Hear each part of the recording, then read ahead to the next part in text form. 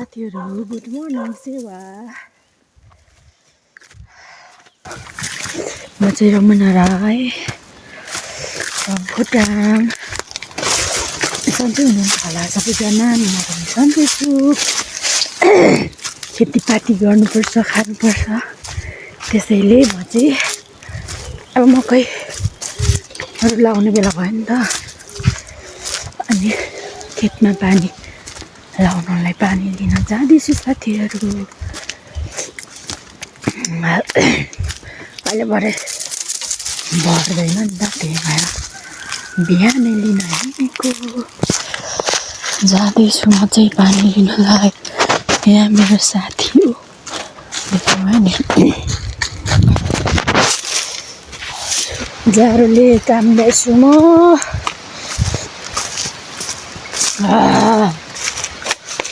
अनि फेरि एकैछिनमा कामहरू गर्नु थालेपछि चाहिँ जाडो घटिहाल्छ नि, गर्मी हुन थाल्छ।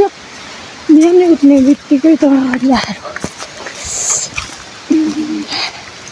अब त तर माघ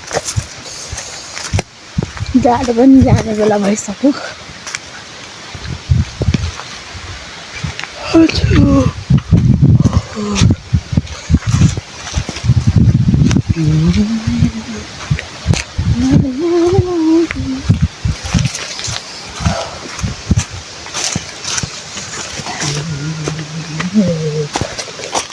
बेलुका चाहिँ के साथीहरू 10-11 बजीसम्म निद्रै लाग्दैन, निदाउन सकिँदैन नि। अहिले चाहिँ बिहान चाहिँ उठ्नै मन लाग्दैन, कस्तो मिठो निद्रा लाग्छ बिहान।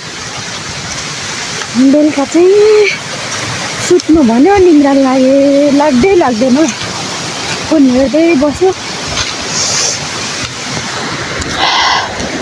म चाहिँ पुगिसकेको छु साथीहरू, हाम्रो कुलोको मुहानमा। यहाँ धारा छ, अनि धारा यतातिर बगेको पानी चाहिँ यता लग्नु पर्नेछ मैले साथीहरू।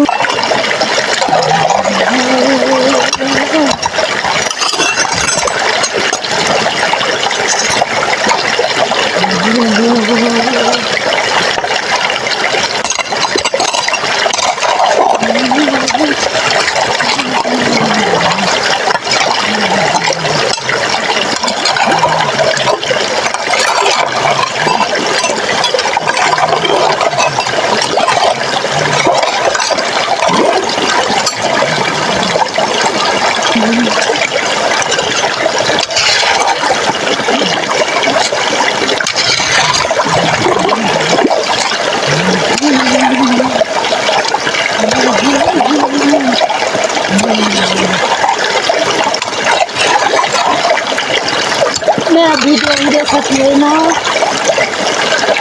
कस्तोदेखि पर्छ थाहा छैन साथीहरू। सके साथीहरू खेतहरूमा यही हो लाउनु पर्ने हो। हाम्रो खेत यति हो, यहाँदेखि बाँसघारीसम्म पुच्छरसम्म हाम्रो हो। त्यहाँ अब अलिक माथिल्लो हालमा चाहिँ आज लाउनु पर्ने छ साथीहरू। कता पो गएछ हौ, तर सर गएछ त पानी त।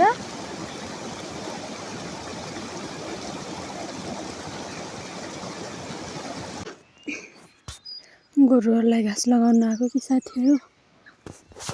पर्खेको डाँडाहरू हेर्नु त कस्तो रमाइलो। यहाँ हुँदै रहेछ पानी भर्खर, त्यहाँ जाँदैछ, यता पस्छ अनि त्यसपछि माथिदेखि लगाइदिने हो। फेरि म चाहिँ घाँस लगाएर हिँडेको, अब पानी लगाइदिएर चाहिँ आफै सर्छ नि त साथीहरू। गएर घरको धन्दाहरू नि गर्नुपर्ने छ। मम्मीले नानी हेर्दै हुनुहुन्छ। हाम्रो आलु चाहिँ यस्तो भइसक्यो, कहिले खन्ने बेला हुन्छ, कहिले खाने बेला हुन्छ। हेर्नु त 2 गरा रोपेको सबै। यति लाउनु पर्ने आज पानी। बेलुकासम्ममा भर्छ कि भर्दैन हो साथीहरू। यता अनि उतापट्टि पनि छ नि, यता वल्लोपट्टि पल्लोपट्टि त्यति हो भर्नुपर्ने।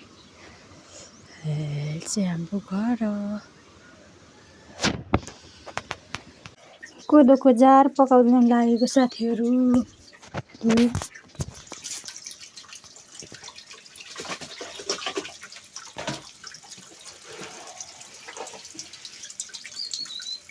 यसको टोङ्बा बनाउँदैछु, टोङ्बाको लागि पकाएको हो। खाना आउनु है साथीहरू।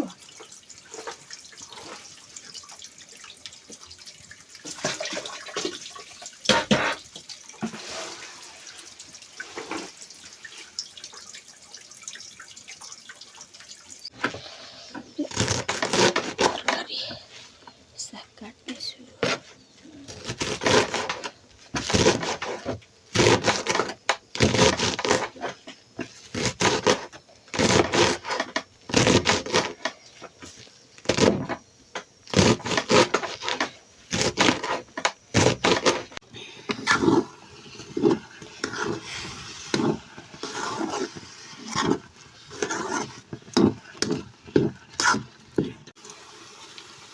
मेरो चाहिँ तरकारी पाक्दैछ साथीहरू।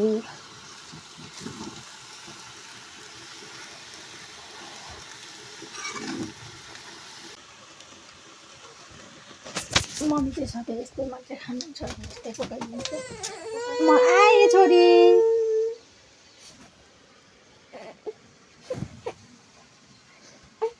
उठिहाल।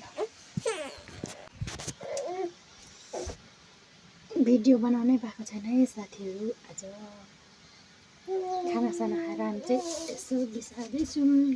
मेरो पानी चाहिँ हेर्नुपर्ने छ आज, त्यही भएर गोठाला नगएको। भाइ गएको छ। छोरी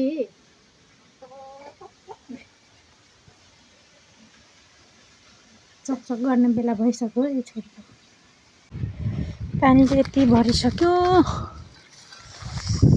अब तल अलिकति बाँकी छ, अझै बाँको त खेर जाँदैछ भनेर हेर्नु हिँड्दैछु साथीहरू।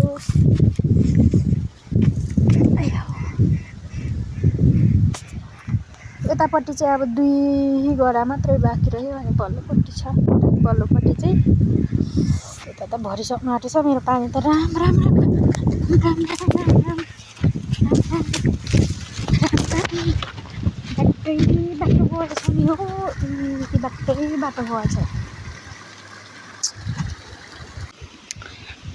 माथि सिरानदेखि यति चाहिँ पुगिसक्यो। अब म नि 2 गरा बाँकी हो नि, त्यसपछि यता चाहिँ यहाँदेखि त्यति बाँकी छ साथीहरू।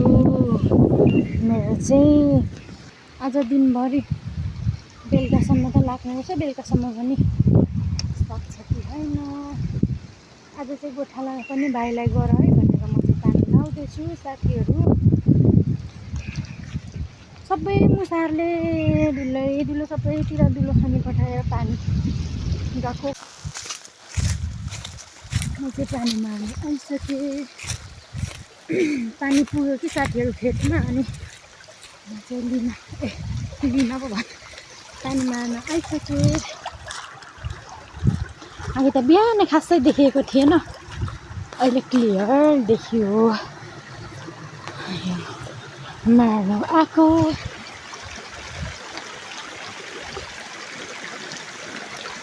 राति चाहिँ यता कति डर लाग्छ मलाई। अहिले त सेराप गरेको छैन। अघि यहाँ फोन राखेर भिडियो गरेको, मेरो फोन पल्टेर झन् पानीमा पसिगयो साथी।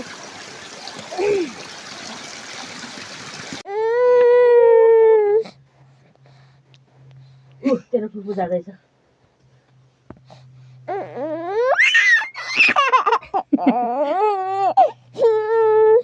रुनु जाँदैछ।